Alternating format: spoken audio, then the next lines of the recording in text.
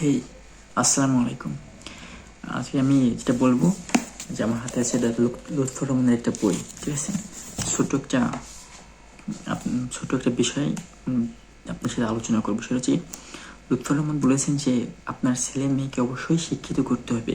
কারণ হচ্ছে যে যদি আপনি আপনার ছেলে মেয়েকে সুশিক্ষায় শিক্ষিত করতে পারেন বা পড়াশোনা করাতে পারেন, ভালোভাবে মানুষের মতো মানুষ তৈরি করতে পারেন, সেই ক্ষেত্রে হচ্ছে আপনার তা যদি ভালো মানুষের মতো মানুষ হয় বা শিক্ষিত হয়, তারা কিন্তু তাদের মানে যখন তারা চাকরি বাকরি করবে বা অন্য ব্যবসা বাণিজ্য যাই করুক না কেন, তারা যখন কাজ করবে তখন কিন্তু তারা তাদের যে ভরণ পোষণ, বিয়ের পরে যত কিছু তারা তাদের তো নিজেরটাই করতে পারবে।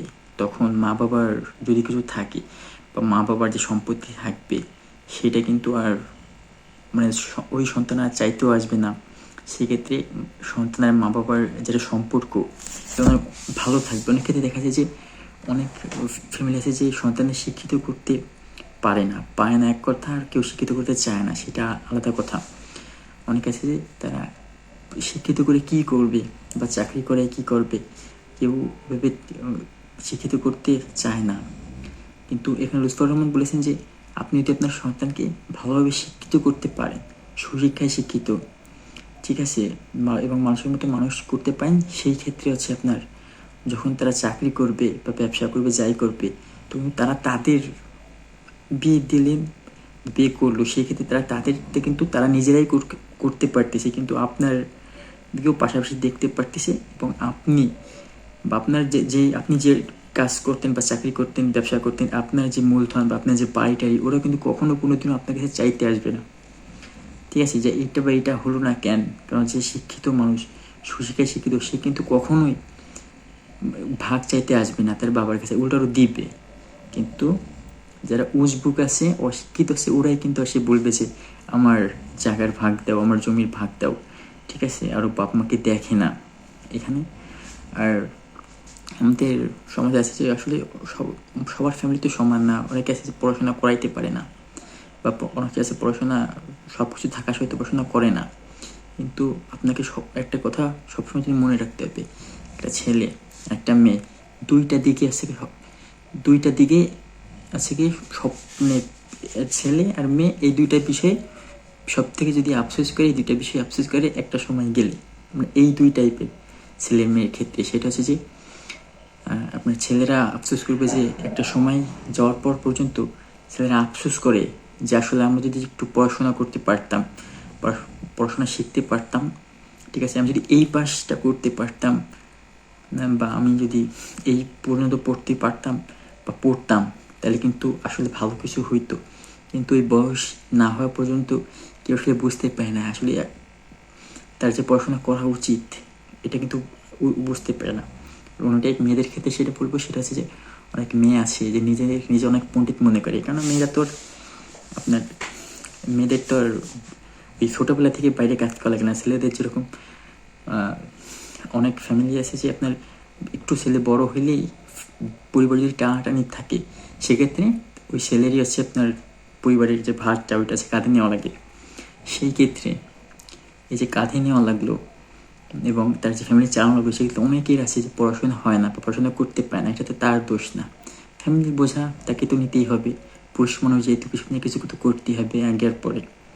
কিন্তু মেয়েদের ক্ষেত্রে হচ্ছে কি যে আপনার মেয়েরা একটু শিক্ষিত, ওই ধরেন ওই ছেলেই তার বোনকে শিক্ষিত করে তুললো বা ওইরকম কিছু একটা হওয়ার পরে যখন মেয়ে চাকরি করে, অনেক মেয়ে আছে যে ওরা বিয়ে করতে চায় না বা নিজেদের মনে করে যে তারা একাই আজকে জীবন নির্বাহ করবে। সেই ক্ষেত্রে বলা হয়েছে যে ওই মেয়ে একটা পর্যায়ে গেলে সে জীবনে খুবই আফসোস করবে যে আসলে আমার যদি বয়স মতো যদি আমি বিয়েটা করতাম, ঠিক আছে। তো ওই মেয়ের ক্ষেত্রে যে তারা অনেক মেয়ে আছে না যে আমরা একাই চলতে পারবো, একাই সব কিছু করতে পারবো, এবং হচ্ছে আপনার আমাকে কারো পরোয়া করি না, আমরা কাজ করব, চাকরি করব, আমরা আমাদের মতো দিন জীবনযাপন করবো, ঠিক আছে, আমাদের কারোর আছে লাগবে না। কিন্তু সব থেকে তারা যদি ভুল করে, এটা হচ্ছে তাদের সব থেকে বোকামি একটা কথা। কারণ একটা বয়স পর্যন্ত এই দুই টাইপের ছেলে আর মেয়ে খুবই আফসোস করে, কিন্তু তখন আর কিছু করার থাকে না। এবং এই আফসোস শুধু করে যে আমি বললাম এরকম না, এই আফসোস করে বলেই আজকে আমি বলতে পারতেছি, ঠিক আছে, দেখতে শুনতে বলেই এই কথা বলতে পারি, একটা বয়স যাওয়ার পর এই দুই টাইপের মানুষকে বিয়ে করে। কিন্তু অনেকের আছে যে অনেকে পড়াশোনা করতে পারে না, ফ্যামিলির প্রেশারে, ফ্যামিলির টানাটানি চলে, অনেকে কাজের পাশাপাশি পড়াশোনা হয় না, যারা বলে তারা হচ্ছে আলাদা লেভেলের উজবুক। ঠিক আছে, কাজ তো এক প্রকারের হয় না, কত বাড়ি কাজে যেগুলো করে আসে জীবনে পড়া সম্ভব না।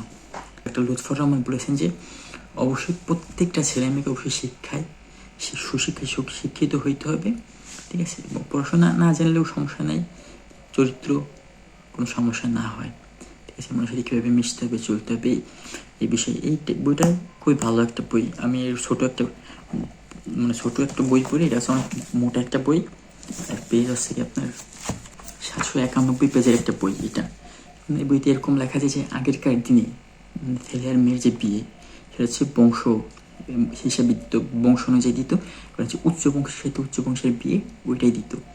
ঠিক আছে, এতে আছে তাদের বংশের আরও উন্নত হইতো, তারা মনে করতো যে ভালো বংশের সাথে বিয়ে দিলে, ঠিক আছে, লোককে আসলে ভালো জানবে, এরকম কোনো কিছু। কিন্তু বিষয়টা হচ্ছে যে লুৎফর রহমান এটাই বোঝাইছে যে আপনি যদি শিক্ষিত, আপনার বউ যদি শিক্ষিত হয়, ঠিক আছে, তাহলে আপনার সন্তান অবশ্যই শিক্ষিত হবে এবং ভালো হবে।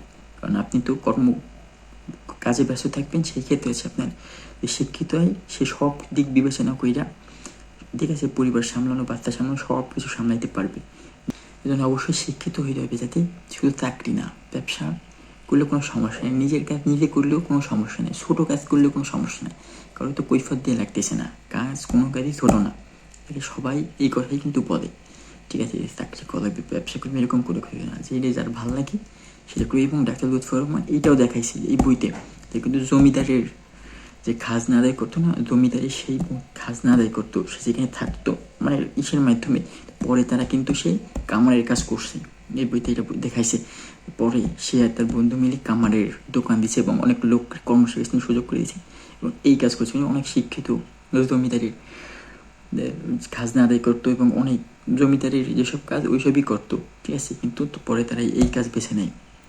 আমার কথা হচ্ছে যে আমার যেটা কথা সেটা হচ্ছে যে সবাই কিন্তু শিক্ষিত হইতে পায় না, বা সবাই কিন্তু পড়াশোনার সুযোগ পায় না। আমরা যদি পড়াশোনার সুযোগ পাই, অবশ্যই ভালো কিছু করে ট্রাই করবে। এবং সবথেকে কথা হলো যে আপনার ছেলে বা মেয়েকে অবশ্যই পড়াশোনা করাইতে হবে, ঠিক আছে, এবং মানুষের মতো মানুষ তৈরি করতে হবে, যাতে একটা বয়সে আপনার আফসোস না হয় যে আমার ছেলে আমার মেয়ে কেন আমাকে দেখে না, বা বৃদ্ধাশ্রমে কিন্তু অনেকে পাঠাই দেয়। ঠিক আছে, আসলে শিক্ষিত কিন্তু করে ঠিকই, কিন্তু কাজের মতো কাজ করে না। কাজের মতো কাজ করে যদি শিক্ষিত করতো, তাহলে কিন্তু আর এই সমস্যাটা হইতো না। ঠিক আছে, এখন কথা হচ্ছে যে আপনি আপনার ছেলে মেয়েকে অবশ্যই সুশিক্ষায় শিক্ষিত করবেন এবং সব কিছু বোঝাবেন, যে আপনি আসলে তার নিজে পড়াশোনা করতে পারেন না, কিন্তু আপনার ছেলে মেয়েকে অবশ্যই পড়াশোনা করাইতেছেন। এবং সবথেকে বড় কথা হলো যে আপনি আপনার ছেলে মেয়েকে বোঝাইলে, ঠিক আছে, সব কিছু তার সব আশা পাওয়া পূর্ণ করতে পারলে আপনি যদি তারা বোঝান, সে অবশ্যই বুঝবে। এবং তার পড়াশোনাটা যদি সম্পূর্ণ শেষ করতে পারেন, তাহলে একদিন দেখবেন সে ভালো কিছু একটা কইরা, ওই চাকরি করে, ব্যবসা করে, নিজে একটা ব্যবসা দাঁড় করাক, কিছু একটা করুক, আপনার কিন্তু কোনোদিনও ফেলাই দেবে না, ওইরকম উজবুকের মতো আপনার কিন্তু সেই বৃদ্ধাশ্রমে পাঠাই দেবে না। ঠিক আছে, আর যদি ভালো সুশিক্ষায় শিক্ষিত করতে পারে, তাহলে কিন্তু সে আপনার ওই জায়গা জমি এইসব আশায় কিন্তু কেউ পড়ে থাকবে না। সে ভালো কিছু করে সে তার নিজের মতো কিন্তু হতে পারবে, এবং আপনি আপনার মতো থাকতে পারবেন, জীবনযাপন করতে পারবেন। আপনার জায়গা জমি সম্পদ আপনি যেটা গোছাইছেন সারা জীবন, সেটা কিন্তু আপনারটাই থেকে যাবে, এবং আপনি সুন্দরভাবে জীবন নির্বাহ করতে পারবেন। এবং আপনার ছেলে বা মেয়ে আপনি কিন্তু ফেলাই দেবে না, সেও কিন্তু আপনার দেখবে। আর সবথেকে বড় কথা হচ্ছে যে একটা শিক্ষিত মা কিন্তু অবশ্যই দরকার। আপনি আপনার ছেলে মেয়েকে শিক্ষিত করবেন, ঠিক আছে, এবং আপনার ছেলের বউ সেও যদি শিক্ষিত হয়, তাহলে কিন্তু পরিবারে অনেক ভালো হবে। এখনকার দিনে তো মেয়েদেরকে পড়াশোনা করায় না, অথবা বেশি বিয়ে দিয়ে দেয়, এরকম কত কিছু দেখা যায় বা ইয়ে করা যায়, বা বাল্যবিবাহ এখনও চলতেছে।